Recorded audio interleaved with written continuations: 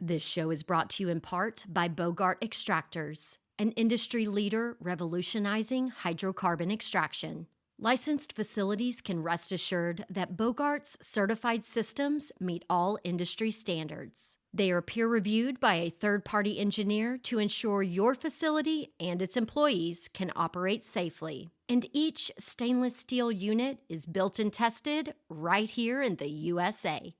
Bogart's functional extractors boast a faster and more cost-effective process with features like hydrocarbon falling films to supercharge evaporation rates, heavy-duty explosion-proof pumps for flammable liquid or vapor, industrial chillers capable of maintaining large tanks of solvent at temperatures well below negative 60 degrees Celsius. And Bogart offers extensive tech support and consultation services. So whether you need to set up an extraction lab from scratch or simply need some replacement gaskets, Bogart is a phone call away at 855-553-3887 or visit bogart.com. That's BHOGART.com. Welcome. You're listening to Casually Baked, the podcast, home base for the canna-curious. Thanks for tuning in. It's high time. We had a high time together. Yes, it's high time. We had a high time together. Hi, y'all. I'm Jo, your host and cannabis lifestyle guide. Over the next 3 weeks, we're talking with some outstanding women in cannabis about everything from strategically building your business or brand to social equity to menopause and women's health. And we're getting this girl power party started with arguably the most celebrated woman in cannabis. Nancy Whiteman is the founder of Wana Brands, the largest edible company in North America by market share.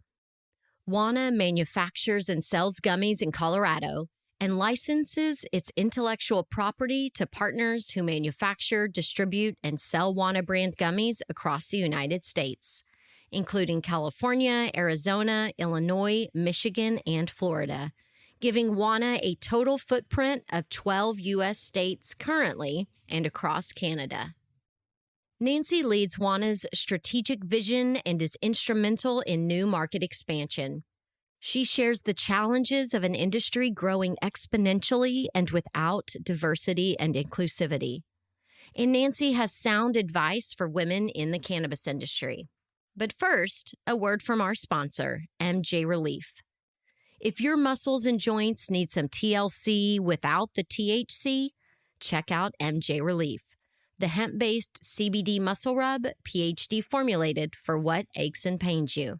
Besides being a pain-relieving, skin-soothing muscle rub, MJ Relief contains no synthetic scents, is paraben-free, and non-GMO. And bonus, a little goes a long way and will up-level your next massage. And the 0.5-ounce MJ Minis, they make excellent stocking stuffers or Secret Santa gifts. So right now, when you buy tins of MJ Relief, you'll save 10%. Using promo code CasuallyBaked at checkout. Shop online at mjskinrelief.com. The Sustainability Roll-Up is presented by OCB Rolling Papers. In perfect harmony with natural, sustainable practices, it's always been the OCB signature to provide the highest quality, responsibly sourced, and sustainably crafted rolling papers. As the holiday season approaches, rather than playing roulette with the supply chain backlog, save your peace of mind by shopping locally and minimally. Imagine if we all support local and regional makers, farmers, and businesses. We'd stimulate the economy where it has the most meaningful impact, in our own backyard. And what if we went for quality over quantity this year and got one special something instead of a load of crap? This one defiant act disrupts the pattern of mass consumption while bringing back into focus what actually matters in this life. It's not about having the hottest pair of sneakers and every toy known to man or an outfit for every potential occasion. It's about sharing love and creating points of connection. And speaking of connection, I highly encourage the idea of gifting unforgettable experiences you can share with your person. Perhaps even a cannabis lifestyle session with yours truly, or a reservation for a casually baked getaway to Northern California's wine and weed country in the spring. Or you can let the cannabis lover in your life choose their own adventure with virtual casually baked bucks. They can be used for coaching, experiences, or merch in the online store at casuallybaked.com. And if you're shopping for a cannabis newbie, gift them with the skills of joint rolling. Get their Roll With Me starter kit at ocbusa.com/baked. You'll get 4 booklets of OCB and a rolling tray for only $4.99. This bundle is worth $20 and is around for a limited time. And because variety is the spice of life, enjoy sampling the entire line of OCB products. Of course, you must be 21 and older to buy OCB rolling papers and to follow the natural wonders of OCB on social at OCB_USA. Be sure to ask for OCB wherever you buy your papers. You'll find links to the OCB special offer and the latest episode of Roll With Me in the podcast show notes at casuallybaked.com. You can also catch the Roll With Me video series live streaming on the Casually Baked YouTube channel and the Highly Responsible Canna Consumers Facebook group, with replays on the WeedTube and Instagram. If you haven't checked out last week's podcast about CBD, Craig's got something to say about it. Yo, Joe, just saw that the CBD episode dropped. Stoked to check it out on my 6-hour drive tomorrow night. Just wanted to say a big-ass thank you for making this podcast. The fact that I asked a question and there is a podcast about it in 3 weeks is unbelievable. Your commitment and dedication is commendable, and it's greatly appreciated. I can't wait to listen and spread the podcast to everyone. CBD is the cannabinoid to get people talking, curious, and using plant medicine. Again, you rock, and I love all of the content you're creating. I eat it all up, never stop. If you're like Craig and you are picking up what I'm putting down, please rate and review Casually Baked the podcast on iTunes or Apple Podcasts. That one small action helps other canna-curious folks find highly responsible discussions like this one with Nancy about her journey bootstrapping a wildly successful cannabis business and the importance of intentionally carving out your lane. We also examine the gummy craze, THCV, female consumers, and being a woman in a male-dominated cannabis industry. So smoke 'em if you got 'em and settle in. It's time to get casually baked. I got the bottle of wine, the high dollar kind. I got the West Coast smoke, but I better just take one toke. I am here with Nancy Whiteman today. She is the CEO of Wana Brands, and as far as I'm concerned, the most famous woman in cannabis right now. So Nancy, I know you are super, super busy. So thank you for hitting pause to chat with me today. Thank you, Jeff, for having me. I really appreciate it. Certainly. So when I talk about you being the most celebrated woman in cannabis right now, for those that don't know, Wana Brands just recently was a part of the largest transaction ever in the edibles space with the Cannabis growth deal, where they received $298 million upfront in return for options to buy all of Wana Brands when we federally legalize here in the United States. So first of all, bravo, sister. Thank you. Wow. How does that feel? So it feels incredible and a lot of different emotions. But it's an amazing experience and very grateful for it. Yes. And the thing that makes it even more exciting to me is the fact that Wana Brands is bootstrapped. Yes. you don't owe shit to anybody. That is true. So we started Wana Brands 11 years ago, actually. So yeah, we're kind of one of the OG in the edible space, I would say. And it is true. We were able to do something kind of unusual, and I can talk about what the circumstances were that led us to be able to do that. But we were able to bootstrap the company with a very, very modest amount of upfront money. And then for the last 11 years, we've just been growing the company organically without taking in any outside investors. So it's been an adventure. Beautiful. So, can you think of an early decision that you made that has made such a huge difference in the trajectory of your company? Oh, yes. I think probably one of the most impactful decisions we made was to really focus on the gummy category before it was the hyper competitive category that it is today. This was sort of an interesting story because we are based in Colorado. And we, like many early edibles companies, just tried a little bit of everything. And I think that's very typical of startups, which is it takes a little bit of time to find your footing, if you will.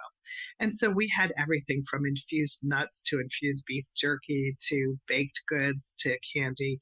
But I saw that there was a company that was taking off that was in the gummy space.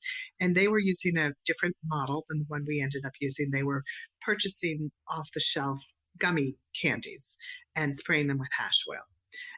But I could see that they were selling a lot. So we had the idea to start making gummies from scratch and to infuse them in the cooking process. And so we did that, and ultimately so did literally hundreds of other companies. But I think the thing that made it a very good decision for us is that we really started to focus on it. We started to really say, what can we do to make this the most premier, most delicious gummy that anybody has ever tasted, but also the most effective and the most consistent and the highest quality from an experience point of view. So it really was that focus on what ended up being the leading category by far in edibles that I think was one of our very early, very good decisions. Yeah. And it's so crazy because I'm not a huge gummy person, but I know how difficult it is to make candies and make, a good gummy. And, and when I have purchased them, and of course, back in the day when I would get them and you accidentally leave it in your car and then you open up the container and you just have like this one blob of mush. Yes. And so y'all did all those little things to make sure this thing passes the heat test. Right. And, we did. We always joke about avoiding the gummy goo, right? We don't want products that melt. But you're absolutely right that for any product that you decide you're going to focus on, there's a million little subtle ways to keep improving it and keep making it better, and never to sort of sit back on your laurels and say we've got it nailed. We've created the ultimate gummy, because we really are always in a state of continuous improvement. And I think that's just great advice in general for life. Like, we're constantly changing and evolving and tweaking to get better and better. And so if, we should be doing that as humans and business people. And so, of course, letting that spill over into the products that we create, or, the shows that we create, like I do. Like, I put a lot of love into every episode, and people hear that, they can tell that you've done the extra work. And so, you create a loyal fan base in that regard. I agree. Oh, I'm sorry. Go ahead. No. Just remind me to talk about brand loyalty in women later. Okay, great. I will. I was going to say one of the things that I think is part and parcel of what you're talking about, whether it's a podcast or an edibles company, is that you want to be known for something, right? A lot of early players, I think, tried to get into every single product category. And the truth is, it's really hard to excel in all of them. So when I think about some of the companies that I consider to be the most successful brands, typically you'll have an association with a particular product that they make. With Wana, it happens to be gummies, but everybody has one or two things that they're really known for. And then many times people begin to add other products in. But that's the other thing that I would say was an early good decision, was not to try to extend to too many product formats. Mm-hmm. And I hear that a lot when you getting into the coaching space. I do mentoring for an organization called SCORE, and you do small business mentoring. And a lot of people, when they come in and they have problems, it's because they're spread too thin. They're trying to do too many things, be too many things to too many people. And so focusing in and honing, you have created a huge reputation in the edible space, and you're a multi-state operator. Although I think you went about that a little bit different than a lot of other brands too. So tell me what y'all did in that regard. Well, a lot of times when we talk about multi-state operators, we're talking about vertically integrated models where people are cultivating, processing, and manufacturing and dispensing, and that's an ambitious business model, because those are three completely different types of businesses. People who know how to grow, people know how to process, people who know how to sell and create retail environments, three different sets of skill sets. So when you start thinking about that multiplied by 10 states, for example, because we have to recreate in every state we go into, it's almost like running 37. Are you ready to make bad days a thing of the past? I invite you to explore the why behind the things you do every day that make you feel awesome. In his new book, Make It a Great Day, author Jarrett Robertson shares small ideas you can use to feel your best. So the next time you're looking for ways to improve your day or mood, you're empowered to do just that. Your day can't control you when you follow this roadmap to thrive. Purchase Make It a Great Day on Audible or online at makeitagreatday.ca. Businesses. So I'm not smart enough for that. So we really just focused on the manufacturing and processing side of it. And we chose to do it in an asset light model. And by that, what I mean is that we didn't attempt to take licenses in all the markets that we went into. What we did instead was to create a center of excellence in Colorado, where we really had nailed all of the production processes and then built out a team that could then take those and translate them into different markets. And so that did a couple things for us. That allowed us to go quickly, and it allowed us to go with a relatively low capital expense, because we were not getting licenses and building out facilities in every state. So that's how we approached it. I like that. And the fact that, depending on where you are, you'll find a little bit different version of Wana products in each of these markets. So you're able to really hone in on what does this particular market want and make that happen without having to change your whole model. Absolutely. I think one of the sweet spots for a multi-state operator like me as a brand, like Wana, is that you have to hit this balance of localizing for market tastes. And that might be, gosh, for some reason, everybody seems to go crazy about raspberry here, or whatever it might be. But also keeping the brand consistency as much as possible from market to market. And sometimes that is a regulatorily driven thing, whether it's differences in packaging or labeling, or even differences in dosage or product format. So it is impossible, given the current structure, to have everything be completely consistent from market to market, which gives us the opportunity to do some customization for markets. So when I look at a gummy and I'm going to purchase something like that, for me, I'm always like, where's the one that's not coated in sugar? What's one that's got a moderate dosage? I liked, 25 milligrams is my, if I were going to take an edible, that's my sweet spot. So if I am going to have to eat a couple of gummies, what's going to be that added sugar count? So I always look for somebody that's doing it in a way where they're using, better sweeteners, and it's like at a low glycemic index and things like that. So what is Wana doing in regard to the low sugar stuff? Do y'all have things on the market now like that? Are you rolling things out that are good for the low glycemic folks? Well, One of the reasons that I think that gummies have become a popular format is that unless you should have the tolerance that would enable you to eat a whole, package of them, which most people do not, they're a relatively low sugar product already, just by the nature of the fact that they're a small format. So I think our gummies have 3 grams of carbs, I believe, and all of that being sugar. But we do, for example, we have switched over completely in Colorado and many of our other markets to using organic tapioca syrup instead of high fructose corn syrup, for example, which does have a different impact on your blood sugar. So is it a no sugar product? It's not a no sugar product, but as long as you're eating one of them, most people find it pretty tolerable. I had a woman in the studio the other day. She's late 60s, I believe. And she was saying that her gummy is her dessert. She's a fit woman that, and is watching what she eats. And so, when she goes to bed at night, she has the gummy with THC and maybe some CBN or something. But she's like, this is dessert for me. And I'm like, I don't know that I'm that disciplined, but I appreciate the concept. That is funny.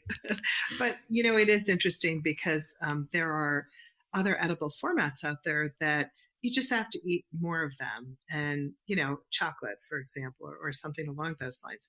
So it is nice to have an option that is a lower sugar option. And I think one of the things that's interesting about the gummy format is that it was in some ways sort of popularized, that's hard to say, for us through the vitamin industry, because everybody got used to eating one of them, right? You don't open up your multivitamin gummies in the morning and say, gosh, that was delicious. I think I'll have 4 or 5 of those, right? You eat one of them.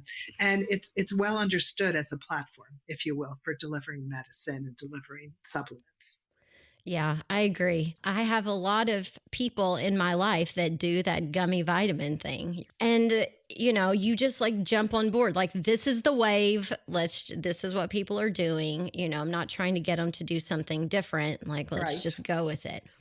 So speaking of, you recently wrote a white paper that was focusing on women and product development and branding to women. And so, as we're talking about what are these habits that people already have, what were some of the things that you found when doing the homework for that white paper? Well, first of all, excuse me, fighting some allergies here.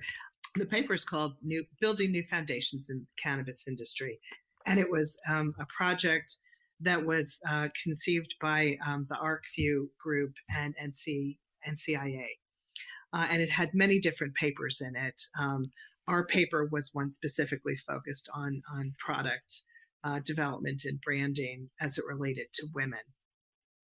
And I think one of the first things that I would call out is that inherently as a brand, I think you're going to run into difficulties if you think that women are a monolithic group. They are not.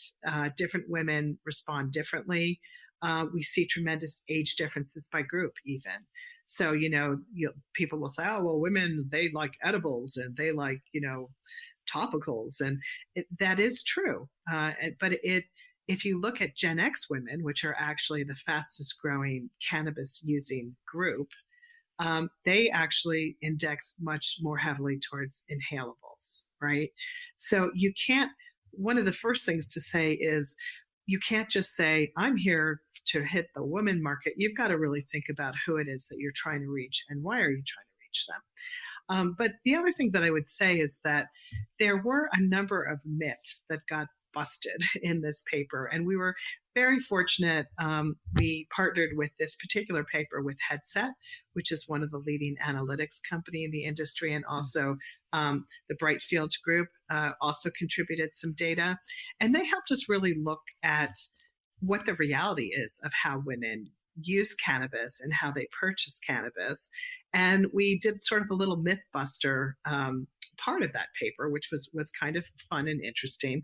One of the things, for example, I sort of mentioned it before, is this notion that somehow women really don't like to smoke weed. They like to just consume edibles and rub things on their body.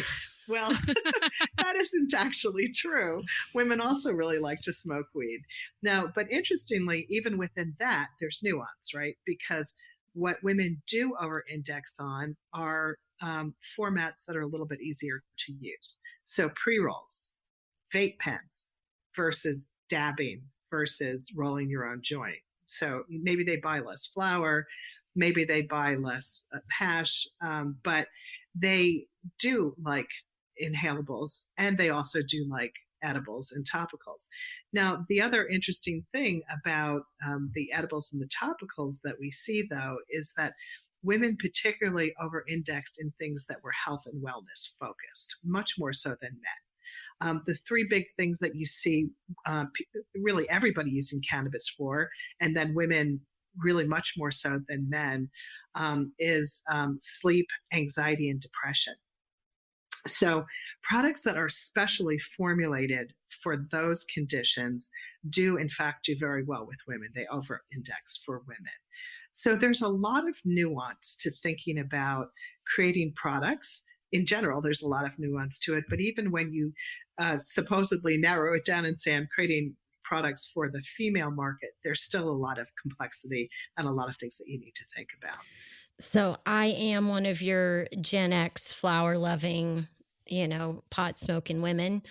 And I recently this year started learning to roll my own joints because I thought, this is ridiculous, Joanna. Like, you go to a party, people expect you to be the master of ceremonies. And if you can't roll a good joint, like, what kind of a lifestyle guide are you? So, I have been practicing rolling joints all year because I don't necessarily love when I get a pre-roll. I like the fresh flower and I can tell a difference. And so, I think when you start getting more sophisticated in your relationship with cannabis, you also start getting a little bit more confident in changing lanes and trying out new stuff. I think that's very true. And in fact, the data sort of bears you out, I would say, because, one of the other myths I think about women versus men in their cannabis use is that women are somehow less sophisticated or less knowledgeable. But the truth is that women are key consumers of premium cannabis products, including fresh flower, as you're saying. And they do appreciate the nuances of the more premium type products. And I think women, they're more willing to do the homework. So I can see them elevating to better products when they know better, they want to buy better. Right. And that's that great quote from Maya Angelou, when you know better, you do better. Yes. Right? It's interesting too, because one of the things that the research does show is that men, for example, are perhaps more likely to buy something that's strain specific than a woman is, right? And so they have more confidence. Perhaps they feel that they have more expertise, right? But it also opens up an opportunities for brands because, as you were just saying, I think women are very open to education and being educated. So they will tend to gravitate to brands who make that investment in helping people really understand about their products and educating people on their products. And when I first started doing this, and I would help, this was before Prop 64, so back when it was just medically legal with 215, I would help people go in, get their medical card, and then I was finding that they weren't going into the dispensary. They were apprehensive about going in and using their medical card after they got it. And most of the time it was because they didn't want to feel overwhelmed and not know what they were doing. They didn't want to be the newbie in the store. And so I started going in and doing the hand holding along with it. And, and that's how I ended up creating this little resource guide, because I'm like, women really do. They want to know all the information before they got started. That's such an interesting point. We have a new product line in Colorado, and we're going to be rolling it out in the rest of the country, but we call it the Optimals line. And it is health and wellness focused in that it's condition specific, or it's use case specific, I should say. So our first two products in that line were a sleep product and also a product that we called Wana Fit. It's our first THCV product. And THCV, for any listeners who are not familiar with it, is a rare cannabinoid that actually helps with weight regulation and energy and focus. So one of the things that we did to try to address just what you were talking about, women not going into dispensaries, was we created a little concierge program with a really terrific group of cannabis nurses called Leaf 411. And people who are interested can actually make an appointment to have a Leaf 411 concierge go into the dispensary with them, explain the product to them, make sure that they're comfortable.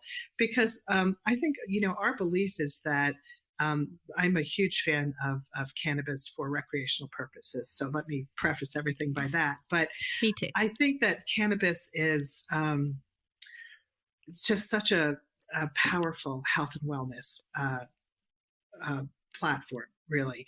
And so when we think about how do we grow this market, how do we keep this industry growing, it's not going to be sort of duking it out, if you will, over the recreational users who maybe are trying this brand and can be lured to try that brand if you charge $2 less. It's going to be brands who figure out how to bring new people into the marketplace, right? Who grow the pie. And so just what you're saying, how do we make the dispensary experience more comfortable for women? How do we help them feel confident that they're understanding what they're getting and that they're making good choices for whatever effect they're looking for? 100% agree. Yeah, that was one of the main catalysts for me starting this podcast. I was like, traffic's too bad in the Bay Area for me to get around and make a difference. Like, I need to get a megaphone and start, speaking outside of this California cannabis bubble, because if you're in this environment, probably just like in Colorado, there are a lot of assumptions made about your education level on cannabis simply by living in a state where it's legal. Absolutely. And a lot of times those assumptions are not accurate. And particularly for women who are older, a lot of times they'll go into a dispensary and the person who's helping them is, a 24-year-old guy with a lot of tattoos and piercings. And he's very, very much part of the industry. And you have a woman who's 45 or 50 going in, maybe she's got some issues that are a little sensitive to be talking about. Is that actually the person who she wants to say, hey, I'm having really bad menstrual cramps, Yeah, what do you recommend? What do you recommend, So, you have to be, as a brand, as a dispensary, of course, but also as a brand, thinking very holistically about the experience that people have with your products. Everything in terms of how you brand it, but also how you sell it and how you help to create a retail environment or a home delivery environment, if that's possible in your market, that actually is consistent with how women like to be treated when they're shopping. Yes. Now, since we're talking about how women like to be treated, I recently read about the MJ BizCon conference. Bearded Bros had published an article that a woman wrote about the female's experience at a cannabis conference, and specifically this year's MJ BizCon. Mm-hmm. Were you at MJ BizCon this year? I was. What was your experience before we get started in that? Well, I'm a little old for those particular experiences that they were describing. And I think with my level of notoriety, shall we say, it's less likely probably to happen to me. But I think it speaks to a larger issue that all kidding aside, I would like to address.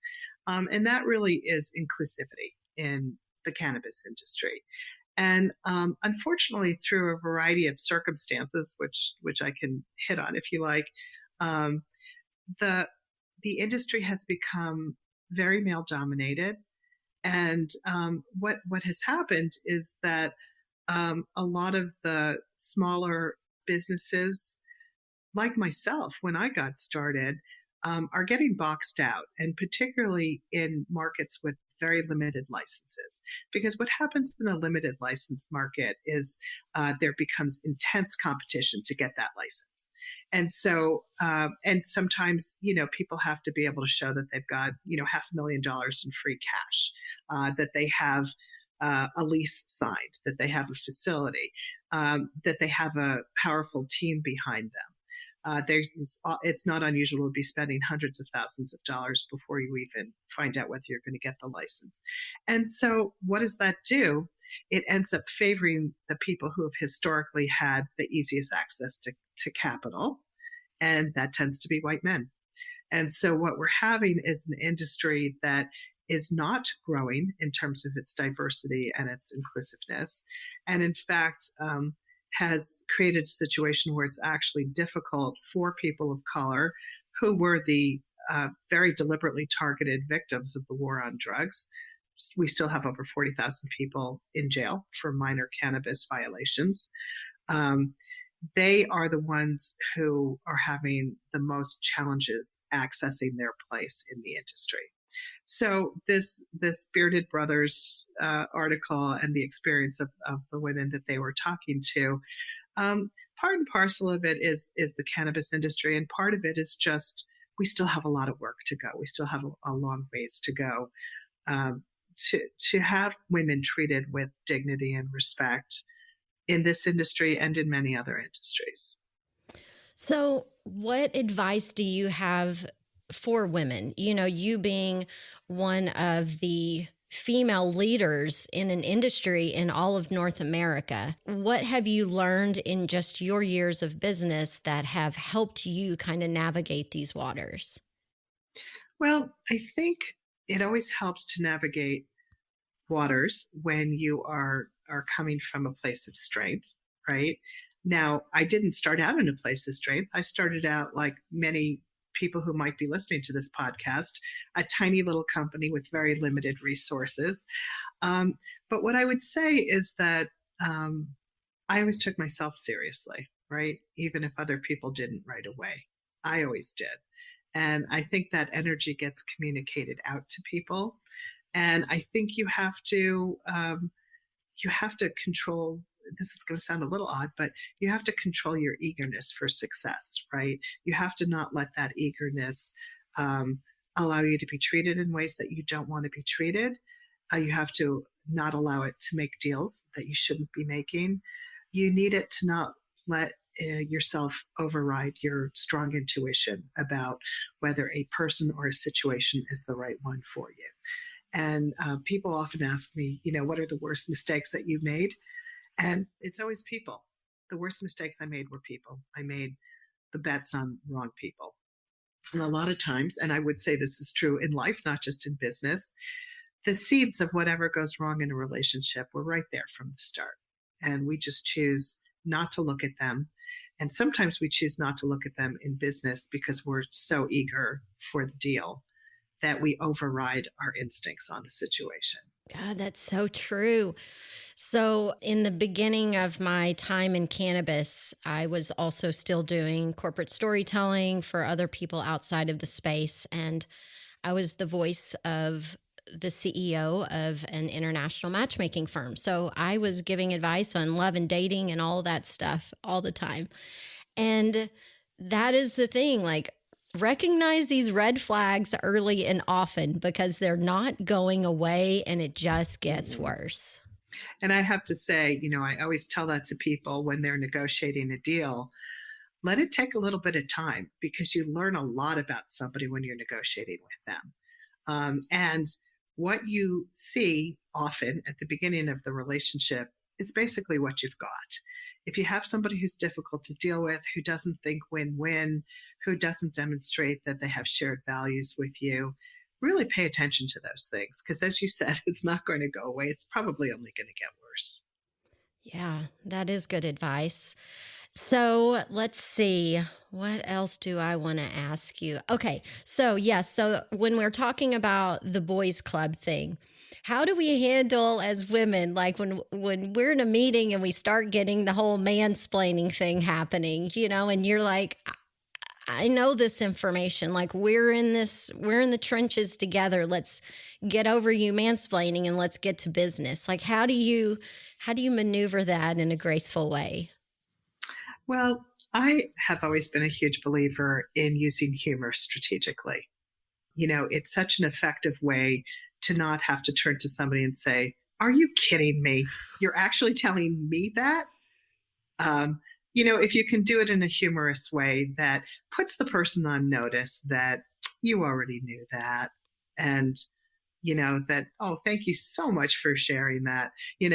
Whatever humor you can bring to the situation is generally going to be more effective and more comfortable for everybody. Because people who are mansplaining, men who are mansplaining, they're usually coming from, not a place of overtly trying to put you down or, make you feel less than. They're doing it because it's a communication style. And what you need to do is you need to let them know that communication style is not especially effective in this situation. But, again, doing it with humor and not with aggression, I think works better. Yes. And I will say that, me along with probably most other women, when somebody tells me to relax, that's the last thing that I do. Yeah, you want to say, does that work for you when somebody tells you to relax? Do you find that relaxing? Because I don't. Yeah. Yeah. It's like the hair on the back of my neck stands up. Yeah, I'm like yeah, coming at them. yeah. You know what? I do say that, eventually as people get to know you and get to know what you're really made of, they mess around with this stuff less and less and less. Yeah. And, That's been my experience. I was really disappointed to see, what all was written in that article about MJ Biz and how these different women had these experiences. But I've got to admit, I've had all of those experiences myself, trying to figure out how to ask if, are we having this conversation because you're interested in my business model or because you think that you can have a power position and persuade me to sleep with you? And frankly, I haven't gone to a cannabis event, since all of the COVID stuff started. I'll go to Emerald Cup in December, but I've just kind of laid off of it and felt really good about that decision. Well, I think the other thing is that you have to give yourself permission to walk out, right? You don't have to put up with this. And when you start to give up your power in that way, like I better play along with this because maybe they'll fund me, it's all over as far as I'm concerned. You're setting up a situation where you will not be treated with respect. Yeah. That's so true. So now tell me if you've got this canopy growth deal done, $298 million burning a hole in your pocket. So what do y'all have planned for first Wana, and then what are you doing now?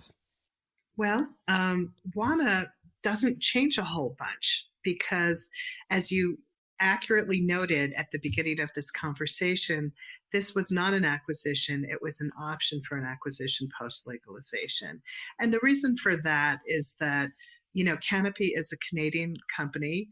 It trades on the Toronto Exchange, and it also trades on the NASDAQ. And the NASDAQ does not allow plant-touching companies in the United States. So Canopy can trade on the NASDAQ because it does not have any direct plant-touching properties or companies in the U.S. They're all in Canada. So that was the structure of the deal was due to that.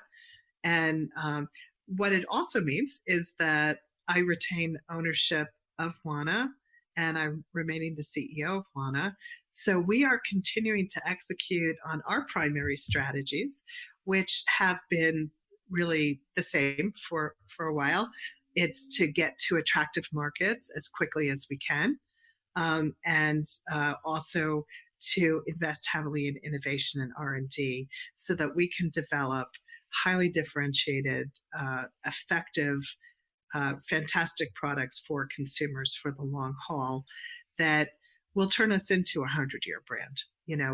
I'm not interested in this current cycle of, everybody duking it out for who can race to the bottom the quickest and lose money the fastest. I don't think that's the way to build a long-term sustainable brand. It's funny to see now every brand that I know releasing a gummy line in time for the holidays. Like all these gummies are coming out right now. And I mean, for you, it must feel so good to just be like, I knew it. I nailed it. Yes. Because you don't have to do that. You just keep like honing and diversifying and doing this one thing in an excellent way.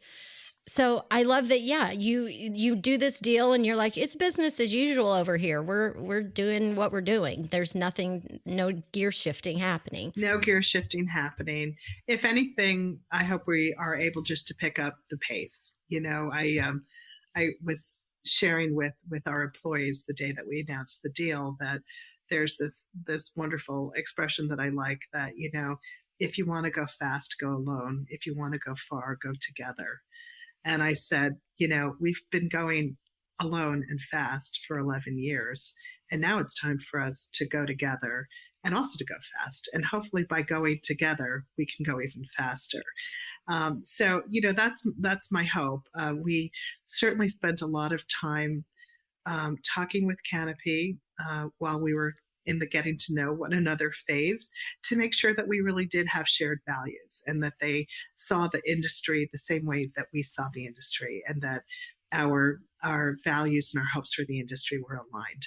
So, in terms of what happens next, I hope that, we are going to be able to deliver on what looks like it's going to be a really productive, wonderful partnership between us. Outstanding. And that's also great advice. Making sure you're looking through the same lens before everyone signs on the dotted line.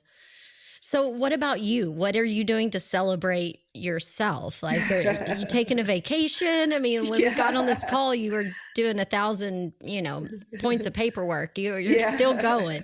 Yeah, no, I'm still going hard. Yes, I do love to travel. And COVID has certainly put a little bit of crimp in that, as it has for everybody. In fact, today is the first day that we're opening up to international travel, right? So I didn't even know that. Yeah, it is. All right. It's a special day. I was actually at LaGuardia yesterday, and everybody was sort of abuzz about what it was going to be like tomorrow when all the international travel started up again. So yes, a lot of fantastic travel. I'm hoping to take my kids to Italy in the spring. So, nice. Where in Italy are you going? I lived in Bologna for 16 months when I was figuring out what I wanted to do to get paid to be myself. It was my midlife retirement. We'll have to chat post podcast here, but certainly Rome, which I've never spent much time there. I have been to Florence.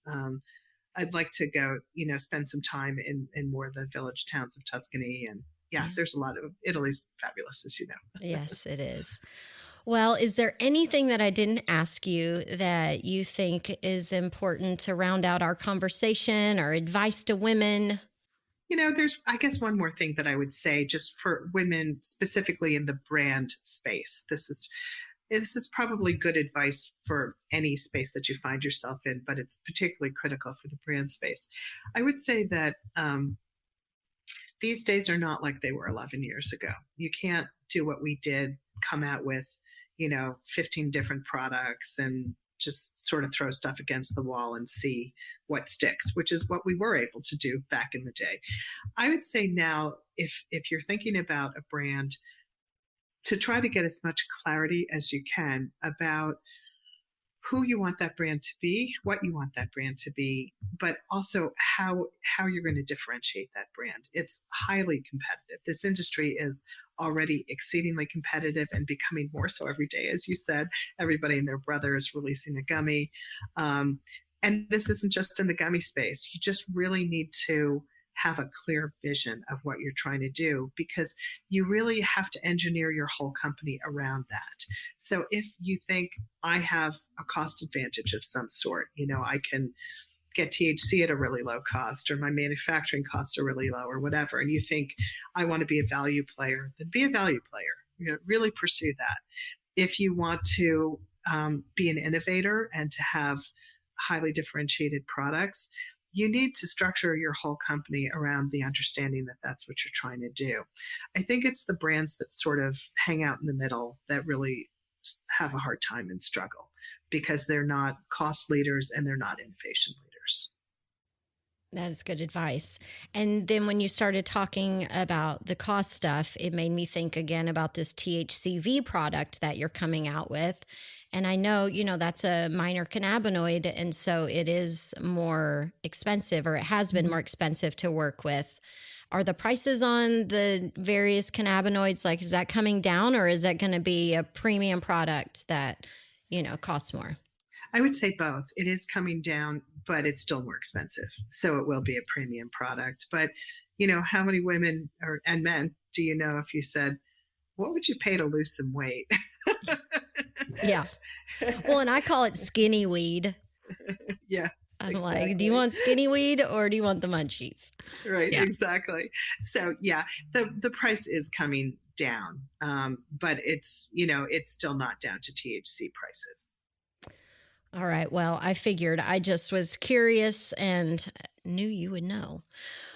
So, Nancy, I so appreciate your time. I love what you're doing. I am just thrilled for your success and for you being such a wonderful representative for women in the cannabis space. So thank you for your time.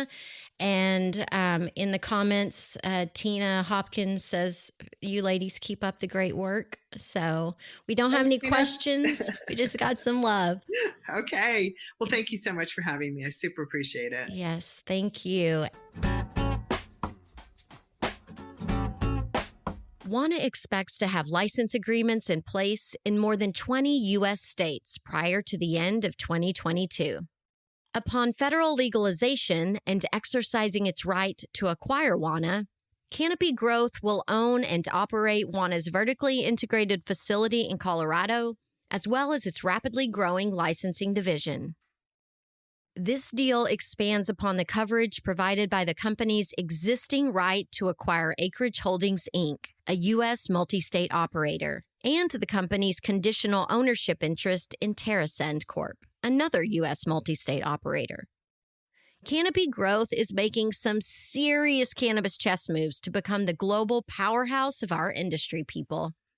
And though I don't like the idea of a cannabis industry that mirrors mainstream media, I am proud to see a bootstrapping female entrepreneur succeed in such a big way. And if you're inspired by Nancy's story, I hope you'll share this podcast with your smoke circle. I rounded up some of the excellent insights Nancy shared with us. You'll find those and more info about the things we discussed today in the Potcast 212 show notes at casuallybaked.com. As always, email your requests or canna-curious questions through the website or DM me on social. I'm at Casually Baked on Facebook, Instagram, Twitter, YouTube, and the WeedTube. And if you find value in the quality cannabis content I'm churning out every week, please become a podcast patron for $5 per month at patreon.com/casuallybaked. However you choose to support this highly responsible cannabis movement, thanks for doing your part to puff, puff, pass it on.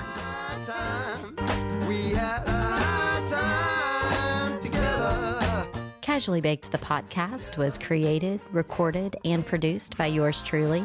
Editing and sound design are in the capable hands of Arnav Gupta. The podcast theme music is by my highly talented friend Seth Walker. If you aren't familiar with Seth's music, you can find High Time on his album Gotta Get Back wherever you're buying your music these days. I know he didn't create High Time for me, but it sure as shit sounds like he did, right? I hope you'll tune in next time. Thanks for hanging out.